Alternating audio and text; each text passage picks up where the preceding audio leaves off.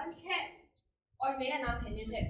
हम आप सभी के समक्ष गुरु चाणक्य और शिष्य चंद्रगुप्त से जुड़ी एक रोचक कहानी प्रस्तुत करने जा रहे हैं। चाणक्य का जन्म एक ब्राह्मण परिवार में हुआ था और उनकी शिक्षा तक्षशिला में हुई थी, जो उत्तर पश्चिम प्राचीन भारत में स्थित शिक्षा का एक प्राचीन केंद्र है। वह एक ऐसे व्यक्ति थे जिन्हें राजनीति, अर्थशास्त्र, चिकित्सा, युद्ध नीति, रणनीति और ज्योतिष जैसे विभिन्न विषयों का गहरा ज्ञान था और वे अत्यधिक विद्वान थे। कौटिल्य उर्फ विष्णुगुप्त अर्थात चणक पुत्र चाणक्य ने तब चंद्रगुप्त को शिक्षा और दीक्षा देने के साथ ही भिल, आदिवासी और वनवासियों को मिलाकर एक सेना तैयार की और घनानंद के साम्राज्य को उखाड़ फेंक कर चंद्रगुप्त को मगध का सम्राट बनाया। भले ही चंद्रगुप्त एक साधारण परिवार से थे, लेकिन चंद्रगुप्त को नहीं लगता था कि उसकी परवरिश का उसकी राजनीतिक महत्वाकांक्षाओं से कोई लेना देना। किसी भी मामले में ऐतिहासिक तथ्यों के अनुसार चंद्रगुप्त एक युवा व्यक्ति के रूप में अपने लक्ष्यों की खोज में लगभग निश्चित रूप से सक्रिय था। वह बचपन से ही बहुत महत्वाकांक्षी थे और उन्होंने नंदों के उपद्रवी स्वभाव का फायदा उठाया और कौटिल्य की मदद से अंतिम नंद शासक घनानंद को हराया और मौर्य राजवंश की स्थापना की। तो आइए जानते हैं कि किस प्रकार गुरु शिष्य की जोड़ी ने मिलकर अखंड भारत का निर्माण किया।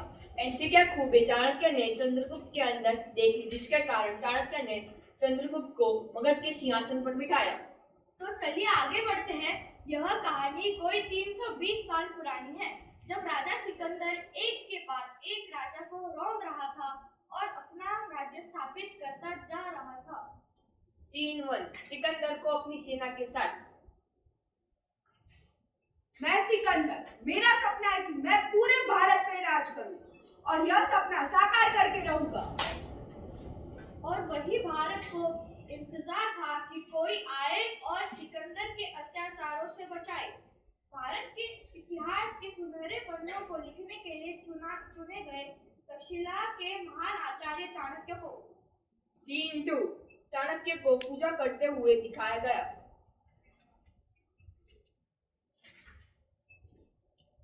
नियति ने जहां एक ओर भारत की सीमा पर खतरे बिखरे, वहीं दूसरी ओर उनका मुकाबला करने के लिए एक तरफ चंद्रगुप्त जैसा वीर पैदा किया, जो सचमुच एक हीरा था। जो था अनगढ़ंत, पर उसको तराशने के लिए नियति ने चाणक्य को पैदा किया। इसका सपना था अखंड भारत का सपना, जो भारत को एक सूत्र में बांध सके। सीन 3, चाणक्य के पैर में कांटा लग जाता है और दो शिष्य उनको खोजते हुए आ रहे थे। मट्ठा ले लो, मट्ठा ले लो।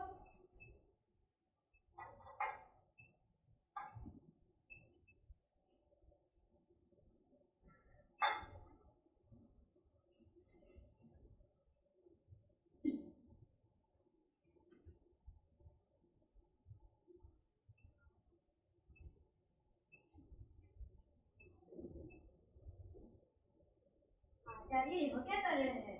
अच्छा खासा मट्ठा लेकर जाली में डाल दिया। चुप रहो पुरुष, यह आचार्य चाणक्य है, करते रहते विचित्र विचित्र बातें। इससे गुरुकुल में सब इन्हें विद्रोही आचार्य नहीं कहते। सीन 4, पुरुषोत्तम और भद्रभट्ट चाणक्य को प्रणाम करते हैं। प्रणाम आचार्य, मेरा भी प्रणाम स्वीकार कीजिए आचार्य। यशस्वी भव। हमने आपके पैर में कांटा लगता हुआ देखा, हमें बहुत दुख हुआ, पर हम कर भी क्या सकते थे? पैर पर कांटा लगना तो दुर्भाग्य था, पर हाँ, उसके बाद जो मैंने क्या वह तुम दोनों ने देखा? हाँ आचार्य, हमने देखा।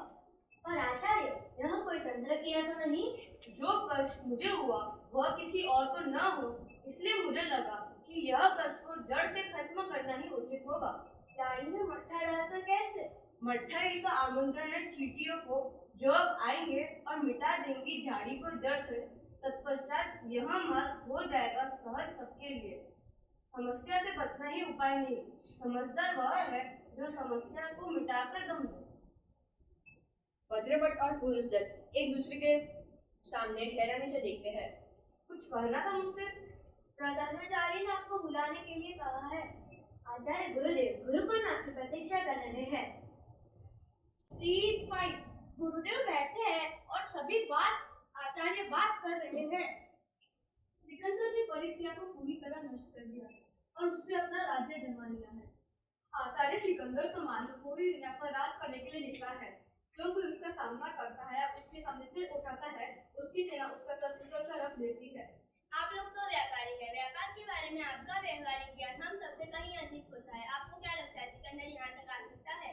मैं क्षमा चाहता हूँ गुरुदेव, मैं भले ही व्यापारी नहीं परंतु तक्षशिला का आचार्य जरूर हूँ। पर मैं इतना जरूर कहना चाहता हूँ कि वह अपनी मातृभूमि को छोड़कर इतना दूर हिंदू सीमा को पार नहीं कर सकता है। क्यों नहीं कर सकता? जो राजा विश्व विजय के लिए घर से बाहर निकलता है, वह राजा भारत जैसे देश का सपना भी मन में रखता है। यदि ऐसा हुआ तो भारत अपनी रक्षा कैसे कर पाएगा? एक ही मार्ग है, अखंड भारत। अखंड भारत बनाकर ही सिकंदर को मुंह तोड़ जवाब दिया जा सकता है। आचार्य चाणक्य को सपने देखने का बहुत शौक है। आचार्य सुखदेव यह क्या बोल रहे हैं आप? क्षमा चाहता हूँ गुरुदेव, 18-20 बटे जनपदों में भारत में अखंड भारत देखना है, दिन में सपने जैसा नहीं तो क्या है गुरुदेव? इतिहास वही बदलता है जो दिन में सपने देखते हैं। चाणक्य में आचार्य सुखदेव के स्वयं को अनुचित मानते हो कि तुम्हारे स्वप्न को क्या कहो वह असंभव विचार या अव्यवहारिक सोच? अखंड भारत को अव्यावहारिक सोच नहीं है। सिकंदर के संभावित खतरों का उत्तर ही नहीं बल्कि यही भारत के उज्जवल भविष्य का मार्ग भी है। परंतु इस कार्य को करेगा कौन? मगध मगर वह आपकी जन्मभूमि इसलिए नहीं, मगध भारत का केंद्र है इसलिए और बहुत समृद्ध है इसलिए। तुम सत्य कह रहे हो चाणक्य, मगर किसी को तो मगध जाकर राजा को समझाना होगा। किसी और को तो गुरुदेव, जब वह काम शिक्षक का है। हमारा काम शिष्य को पढ़ाना ही नहीं, समय आने पर हम राजा को भी पढ़ा सकते हैं। मेरे अनुसार यह कार्य तुम्हें ही करना चाहिए चाणक्य। तो निश्चित रहा, तुम मगध जाने की तैयारियां करो। जैसी आपके आगे गुरुदेव। चाणक्य प्रणाम करके अपने शिष्य के साथ मगध के लिए रवाना हो जाते हैं। सीन 6। चाणक्य मगध पहुंचकर अपनी मातृभूमि को अपने सर पर लगाते हैं। वहीं अत्याचार होते हुए देखते हैं। सामान को लाड़ कर ले जाते हुए एक युवक को देखते हैं। रुकने पर सिपाही कोड़े मारता है। वहीं दो सैनिक ऐलान करते हैं, सुनो सुनो सुनो मगधवासियों और देश विदेश के सभी लोगों सुनो, मगध के राजा का आदेश है कि लकड़ी, चमड़े और लोहे की हर वस्तु पर इसी क्षण से राज्य कर बढ़ाया जाता है। कर दो या सड़ दो, यह ऐलान किया जाता है। यह दृश्य चाणक्य और उनका शिष्य देख रहे होते हैं कि सब लोग हैरान परेशान हो जाते हैं।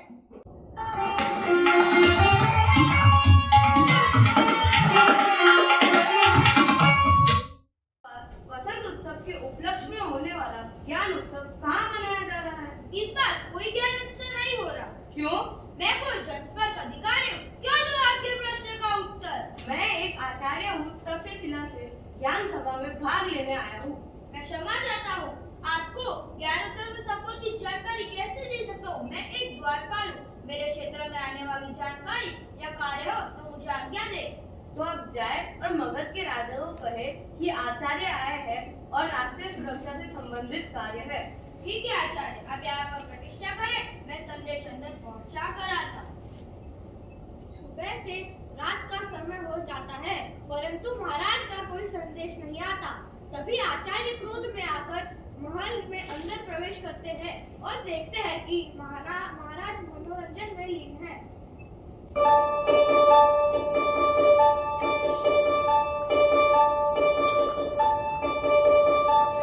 मगध के राजा को मेरा प्रणाम। साथ ही साथ क्षमा चाहता हूँ आपके रंग में भंग डालने के लिए, परंतु विपदा ही ऐसी आ खड़ी हुई कि सिकंदर के आक्रमण से बचने के लिए हमें एक अखंड भारत का निर्माण करना होगा और आप समृद्ध हैं इसलिए आप सहायता करें।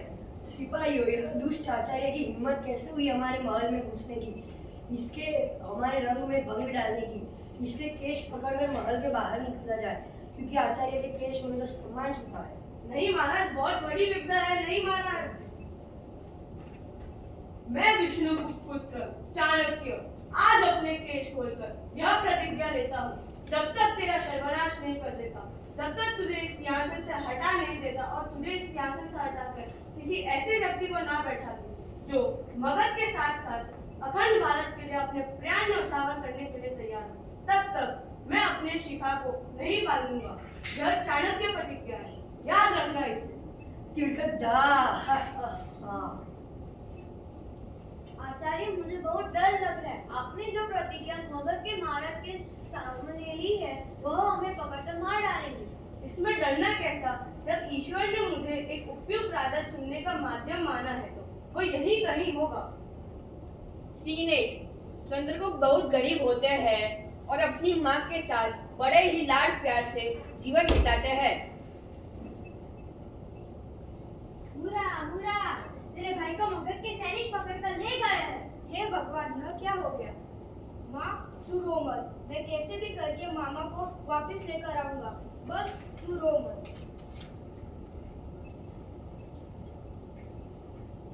सीन 9। जब शिकारी अन्य बच्चों को गुलाम बनाने के लिए खरीद रहा होता है। ले लो, इन बच्चों को ले लो। यह मजबूत है, हट्टे कट्टे हैं, काम करवाने के लिए और क्या ही चाहिए। तभी मैं कैसे भी करके आपको चुका दूंगा और कैसे भी करके 15 लेकर आऊंगा। मैं तेरी मदद कर सकता हूँ छोकरे। क्या आप मुझे 15 दे सकते हैं? हाँ, पर मेरी एक शर्त है। आपकी सारी शर्तें मुझे मंजूर है। अपनी तुम ये बात याद रखना छोकरे।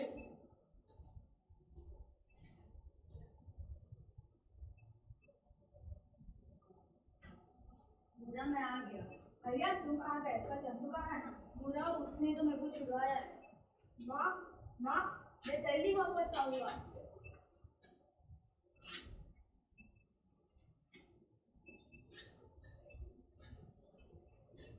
तू रो मत, बहुत बड़ा सम्राट बनेगा तेरा बेटा।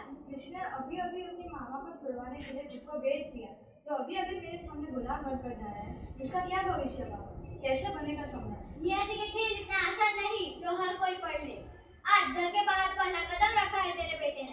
अब मेरी बात याद रखना, बहुत बड़ा सम्राट बनेगा तेरा बेटा। एक दिन बहुत बड़ा सम्राट बनेगा तेरा बेटा। सीन 10। मगध के राजा का वहां की प्रजा पर अत्याचार।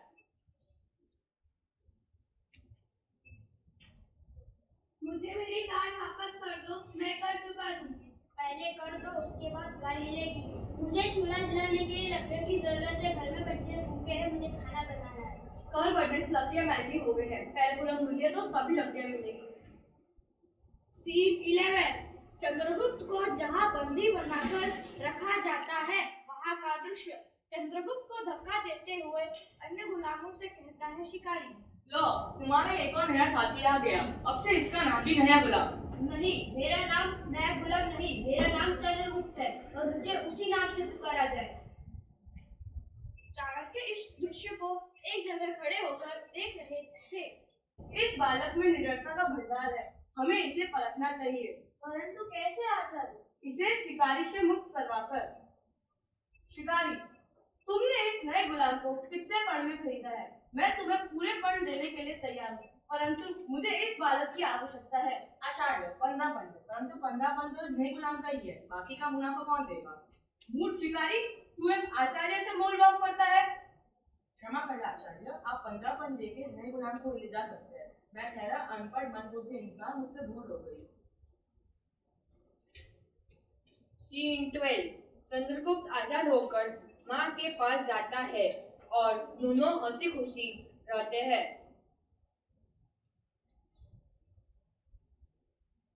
सीन 13।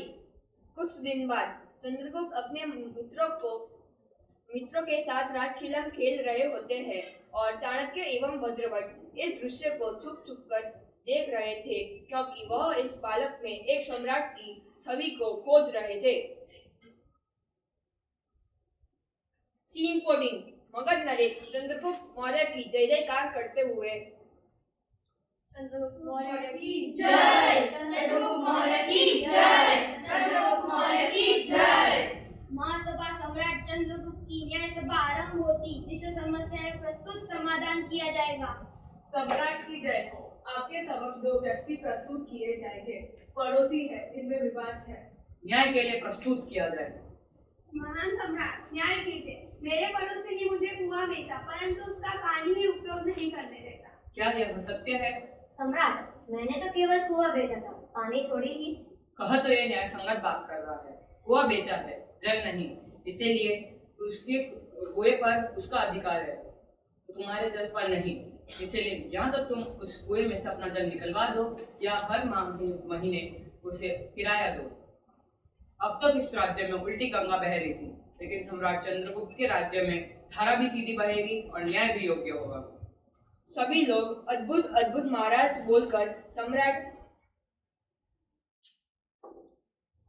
चंद्रगुप्त की जय, सम्राट चंद्रगुप्त की जय, सम्राट चंद्रगुप्त की जय। मुझे हमारा भविष्य मिल चुका है, अब मुझे चंद्रगुप्त के समक्ष जाना होगा। अगली याचिका। ब्राह्मण को भिक्षा दीजिए महाराज। ब्राह्मण, आप ब्राह्मण हैं? यह कोई वास्तविक राजा नहीं है और न ही यह सभा वास्तविक है। हाँ, हम तो यहाँ राज खेल रहे हैं। राजनीति कोई क्रीड़ा की वस्तु नहीं है महाराज, और वैसे भी एक राजा के न्याय सभा में सभी व्यक्ति को अपने बात प्रस्तुत करने की एक उपयुक्त माध्यम दिया जाता है।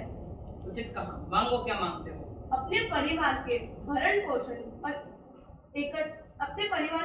पोषण और इत्यादि सामग्री को इकट्ठा करने के लिए मुझे पंचद्रव्य की आवश्यकता होती है। गाय का दूध, घी, दही, गौमूत्र और गोबर। यदि इस दरिद्र ब्राह्मण को एक गाय मिल जाए तो मेरी सारी समस्या का हल हो जाएगा। मंत्रीवर, यहाँ जो गाय खड़ी है उनमें से ब्राह्मण को जो पसंद आए दे दीजिए। रुकिए महाराज, मैं न तो इस गाय का कोई मूल्य चुका पाऊंगा और न ही कोई कर दे पाऊंगा। क्या फिर भी आप मुझे यह गाय दान करेंगे? अगर ऐसे ही दान और दया करेंगे तो राजकोष तो लुट जाएगा। ब्राह्मण जी, नहीं मैं आपका कोई दया कर रहा हूँ, नहीं मैं आपको कोई दान दे रहा हूँ। यदि आप अपने यज्ञ द्वारा उचित प्रकार से देवता को प्रसन्न नहीं कर पाए तो मेरा राज्य समृद्धि और सुख से वंचित हो जाएगा। वर्षा नहीं होगी तो फसल नहीं उगेगी, बिना फसल के किसानों के पास धन नहीं होगा। स्रोत ही राज्य की उन्नति का आधार है। व्यापार ठप हो जाएंगे तो मुझे कर नहीं मिलेगा। बिना कर के राजकोष खाली हो जाएगा और राजकोष के बिना सेनाओं का खंड नहीं चलेगा। सेना विहीन राज्य तो शत्रु की भेंट चढ़ जाएगा। इसीलिए और अगर राज्य ही नहीं होगा तो मैं सम्राट कैसा। इसीलिए मैं यह गाय देकर आपका नहीं स्वयं पर उपकार कर रहा हूँ कि मेरा मानना है यदि राष्ट्र बदलना है तो बदलनी होगी तो मैं सोच और उसे बड़ी करो। जब व्यक्ति का अस्तित्व बढ़ता है तो उसके सोच में भी विस्तार होता है। सही कहा है। राष्ट्र की सुरक्षा के लिए राजा की सोच सर्वाधिक महत्वपूर्ण होती है। चंद्रगुप्त महाराज की जय। और आज मेरी खोज पूरी हुई। ऐसी खोज ब्राह्मण जी? उस सोच की खोज जो न केवल मगध अपितु समस्त भारत का उत्थान करेगी। जिस रत्न की खोज में मैं आया था वह आज मुझे मिल चुका है। यही है भारत का भविष्य। चंद्रगुप्त ही होगा भारत का अगला भावी सम्राट। चंद्रगुप्त ही बनेगा हाले वर्तमान पर उभरता हुआ चंद्र। चंद्रगुप्त महाराज की जय। चंद्रगुप्त महाराज की जय। चंद्रगुप्त महाराज की जय। तो इस प्रकार चाणक्य चंद्रगुप्त को तक्षशिला ले जाते हैं और उसको शिक्षा दीक्षा के साथ युद्ध क्षेत्र की रणनीति से भी अवगत करवाते हैं, जिससे वह आगे चलकर एक योग्य सम्राट बनता है और अखंड भारत का निर्माण करता है। Thank you.